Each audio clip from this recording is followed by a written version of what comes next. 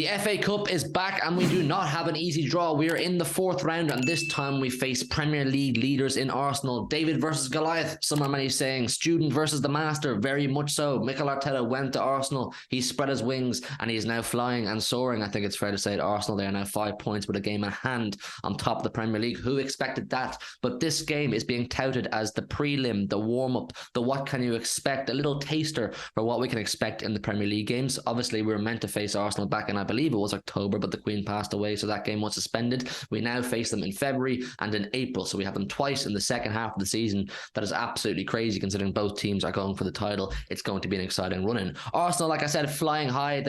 I think they're unbeaten so far in the Emirates. They've only lost one Premier League game this season, but many people are saying about Arsenal test upon test upon test. They're passing these tests. They are passing these tests. They beat United in fantastic fashion the other day. They're blowing teams out of the water. North London Derby and Tottenham Stadium, no problem. But the one test they have not passed is the one test they have not faced, and that, of course, is the master. The student has to come back to his old school and face against Pep Guardiola. What can we expect from this game? What way is each manager going to set up? Is Mikel Arteta going to put out his strongest team? Is Pep going to put out his strongest team? Is there a psychological warfare? Because both teams have very different narratives or storylines, or whatever way you want to look at it, coming in different circumstances. Let's look at Arsenal first. Arsenal, who, like I said, they're soaring, they're flying, whatever way you want to look at it, they're doing absolutely excellent, completely exceeding expectations. They're blitzing the Premier League right now. They look like City of 2018, 2019, 2021. Juggernaut,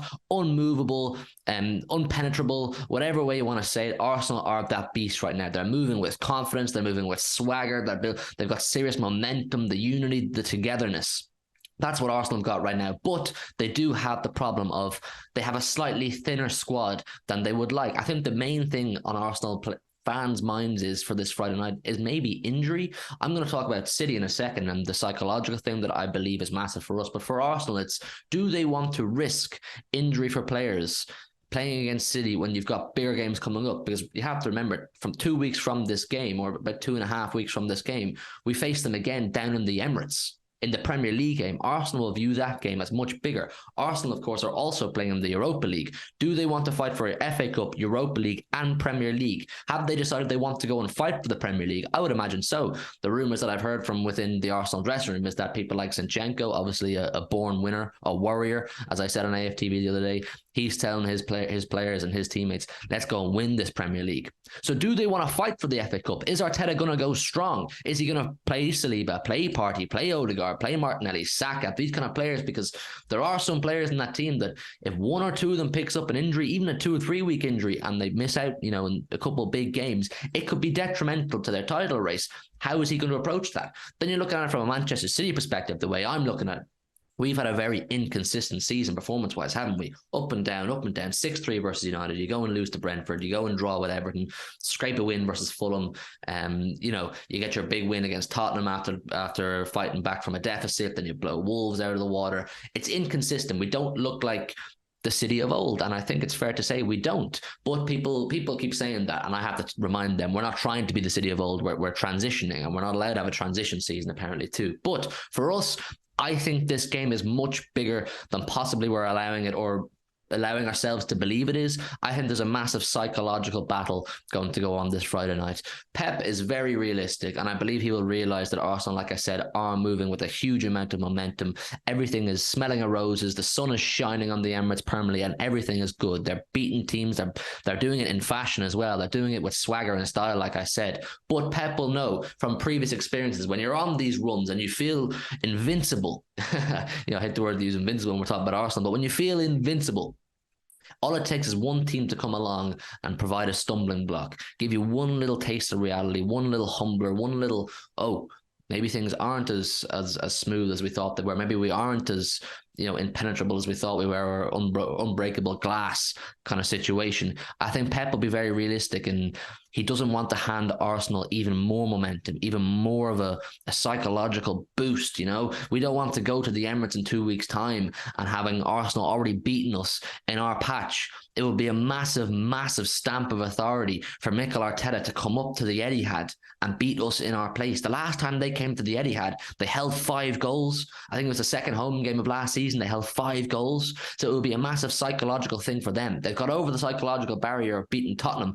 in White Hart Lane. Now can they come to the Etihad, the home of the champions title, which they're trying to steal off us, and beat us, regardless of it being Premier League or not? It's a massive psychological thing, this game. Like I said, I don't know how Arsenal are going to approach it, but I think City need to go as close to full strength as possible. And by full strength, I don't mean play the usual starting 11 players over the last 4 or 5 years. I mean the players we've seen in recent weeks. I want to see Rico Lewis. I want to see John Stones. I want to see Grealish, Mahrez, Haaland, Alvarez. It's a toss-up. I'd like to see either of them.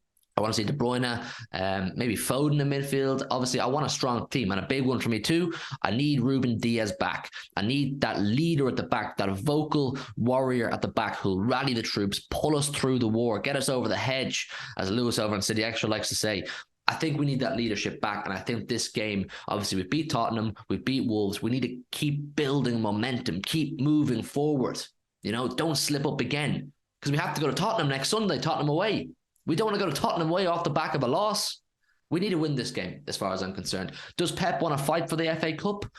I would say less so. I would imagine in his press conferences, he will say, yes, the FA Cup, I love it. But I think he's also honest enough with himself to realise that if we also fight for the FA Cup, it's going to make our road for the Champions League and Premier League a lot harder. Obviously, the big talk right now is about the Premier League, but Champions League is on the horizon. It's coming down the road. Do we want to push for this cup competition that we've won before? And maybe detriment our chances or hinder our chances of winning either of the other 2 major competitions? I'm not so sure. The big talking point for Arsenal is obviously Zinchenko and Jesus coming back. I've just had a quick flick through some of Pep's quotes following his press conference on this game, and he was speaking about Zinchenko and Jesus, and I thought it was quite nice. He was asked about the decision, was it a good or bad decision to sell Zinchenko and Jesus, and he says, why not? Because they are winning. My friend Alex and Gabriel have been amazing with Man City, incredible respect as persons and players. Of course we want to beat them. I'm more than delighted because the players, both clubs agree. Many times Alex could leave and he wanted to stay. Gabriel the same, we agreed. Arsenal wanted him. It's going well for them. Congratulations. It does pain me to watch Zinchenko, particularly. Jesus, I don't mind. I'm okay with not having Jesus. Fantastic player. I know what he brings to the table, but I don't think it's something we're missing massively. Yes, it would be a welcomed asset to have right now, but Zinchenko's the big one, like I spoke about a few minutes ago. With Ruben Diaz, we're missing a leader, someone who'll rally the troops. Zinchenko's doing that for Arsenal. Arsenal are a juggernaut right now. They do look like an absolute steam train, but someone, like I said, has got to stop that steam train. Someone's going to get out in front of the steam train and push it backwards a little bit and humble them a little bit. And I think if it's going to be anybody, it has to be us. It seems to be the rest of the Premier League or the rest of the rival fans around the world are praying that City come along and stop Arsenal. And I think the first grounds has to be set this Friday night or tomorrow night at the time of recording. The grounds have to be set that, listen, you may think you're running away with this Premier League or you feel comfortable on top of the league, but we're coming. We're not going to let you win this easily. So I think this Friday night's game has more importance than a regular 4th round of the FA Cup, simply for the fact that we're facing Arsenal. If we were facing against Luton or Oxford, with all due respect, I wouldn't be as passionate or as emotionally invested in this fixture as I am with Arsenal, because we know what we're up against with Arsenal. So listen, let me know your thoughts down below on this fixture. Like I said, I really do think it's a big one. I think it's really important. I hope Pep goes with a similar starting 11 to what he went with for Tottenham and for Wolves. I think we're all in agreement, City fans. We need consistency and selection, at the very least in the defensive areas of the pitch, because the defense is your base that you work off. You need consistency, players week in, week out, working together and building chemistry and building momentum. These title races are all about momentum. You have to carry one win into the next, grind out these ugly wins, because you have to remember, if we do wipe the floor of Arsenal, let's say we handed them a result like we handed against Chelsea last week or 2 weeks ago, a 4-0. That's a big psychological blow, regardless of whether Arsenal are rotated or not. That's not a good feeling for them. They haven't tasted that kind of a feeling this season. No one has really gone and put it to Arsenal to the sword, essentially. So how do they react to that if we give them a hiding? I think we need to go all guns blazing.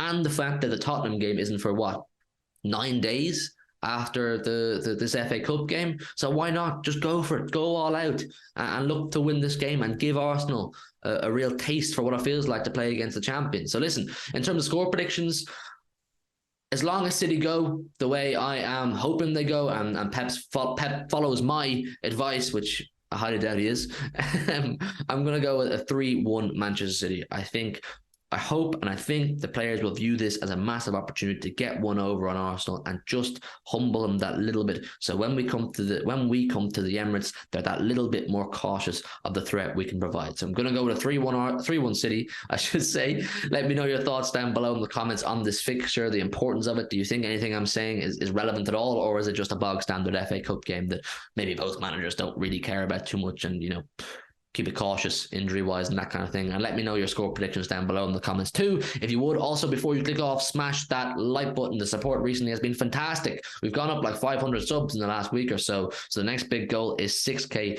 and only you can make that happen. So do subscribe to the channel if you're new and keep smashing the likes, like I said. And we'll see you with a review of this game. Hopefully we have beaten them and we've given them a taste of what the champions look like and what the champions can provide. Good night and God bless. Listen to your heart, tell me who you wanna be. We can always start to believe. Listen to your heart, tell me that you understand.